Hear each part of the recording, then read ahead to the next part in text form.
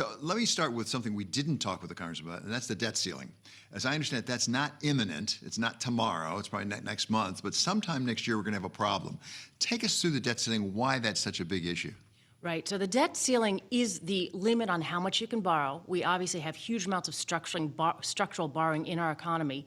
And when you reach the debt ceiling, you're not allowed to borrow anymore. That does, if you don't make any changes, lead to default. And that is the worst economic scenario that you can imagine. Self-imposed recession would go global. It would be really terrible in its effects. The issue, however, is how are we going to lift the debt ceiling? Frankly, we should do it immediately. We should do it right away, even before that deadline. But because there's so much political posturing, I think that's going to be difficult. If you look at the history of the debt ceiling, there was a period of about 25 years when we did increase the debt ceiling. We also made changes that would help control our debt, whether it was policy changes or process changes, commissions, all sorts of different things. That was a pretty constructive way to work about it. Now, more recently, four of the past 6 debt ceiling increases, they actually made the debt worse. So we now have this whole bipartisan era of let's lift the debt ceiling, complain about it, maybe threaten default, which is really reckless, and then go ahead and grow the debt even more. So I think the big question is there a way we could go back to the way we used to do it, where we actually use this as a moment and say, we've got some real fiscal challenges in this country. How can we lift the debt ceiling without any drama, but how can we also start to face some of those challenges? That history you just went through has led some experts, some economists say, let's just do away with it. I mean, Jason Furman says it's something like, let's make it $5 quintillion, right, some ridiculous number, so that we don't have to worry about it anymore, because it's not really effectively curtailing borrowing or spending. What do you say to that? Maybe it's time to say it's not doing any good for us, it's just a nuisance. Yeah, because we've become so polarized and unable to function, there's real risks that go with the debt ceiling. But there's also real risks that go along with the debt. And before we get rid of it, I would think about what you could replace it with that would be more constructive. Because the problem is right now, we have no limits on our borrowing.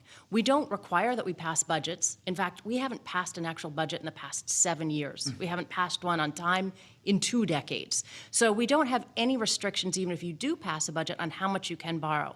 So if we were going to get rid of the debt ceiling, I suppose I would opt for let's reform the debt ceiling, and let's do it in a way that actually limits how much we can borrow, but not at the end where it could cause a default, but in the, like when you're passing the bills that are require borrowing, that's when the lawmakers should be required to actually say, I realize I'm voting to increase the debt and I'm on board with that, or say, we're going to stop and we're going to figure out how to pay for it.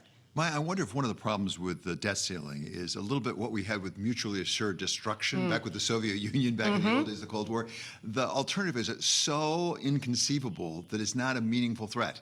And with the debt ceiling, then the notion that the United States government would default on its debt is so inconceivable that it's actually not much of a threat, and so it doesn't scare anybody. Yeah, it's a great point. We've learned that when you have these kinds of restrictions, they should be things that are not so terrible they'll never happen, because Congress will have to find a way to avoid it. They should be things that would be sensible policies. So instead of a debt ceiling where if you don't lift it, it means you're going to default, what if you were not lifting the debt ceiling, some gradual policy changes went into effect on both the revenue side and spending side that would start to bring down your debt, and you made that automatic? That would be a constructive kind of default. I think we've learned that these, actual create chaos default mechanisms are not the right thing to build into any part of the budget. Although, didn't we try that with President Obama, where they had some automatic cuts that went into effect, and they thought they would be so draconian that the two parties would have to come together, and in fact, they didn't, and those draconian cuts went into effect, I think. Well, we had spending caps, that's exactly right, except then Congress every year voted to get rid of those draconian spending cuts, so they never lasted. But I think the lesson from that one is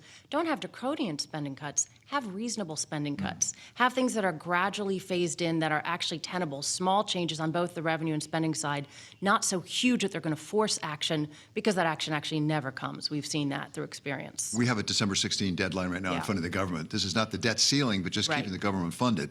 And right now, there's a disagreement, as I understand, between the Democrats and the Republicans about whether we increase discretionary spending as well as defense spending. As a practical matter, is there a way to use that mechanism to have some even modest reforms, such as you're talking about, as opposed to all of the above?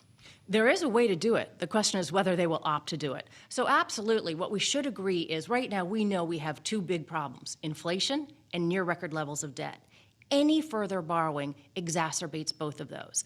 And there's no justification for it. So we should first and foremost agree there will be no new borrowing. There's no reason to borrow more. And so then if you want to have some tax cuts attached, some healthcare measures, some spending increases, you'd need to offset those. And if you want to increase the appropriations levels by higher than is warranted by inflation or anything else, which is what they're talking about, numbers that are even higher than inflation, which will exacerbate inflation, you need to find a way to offset those costs. So I think the first choice is doing the real act of budgeting. If you want to do something, how are you going to pay for it? What I worry is that they're going to say, I'll trade you unpaid for tax cuts and higher defense numbers for unpaid for other tax cuts and spending increases and discretionary spending, and we will see a situation that will make inflation significantly worse. Maya, to my ear, a lot of this sounds very sensible. I mean, you know much more about it than I do. Very sensible. At the same time, I wonder whether this can be decided as a policy matter in Washington or whether the markets ultimately have to impose discipline. I'm thinking about the bond vigilantes. Are we looking at a time, particularly as we see interest rates go back up, borrowing all that money, that enormous amount of money the U.S. government, was a lot easier when the interest rates were 0.5% or 1% or 2%. When it gets up to 5%, 6%, it's going to be painful. That's true, and low interest rates, which are kept artificially low in a number of ways, kind of exacerbated our ability to deficit spend. It made it not seem that painful. And as rates are going up and inflation is going up, there is more pressure.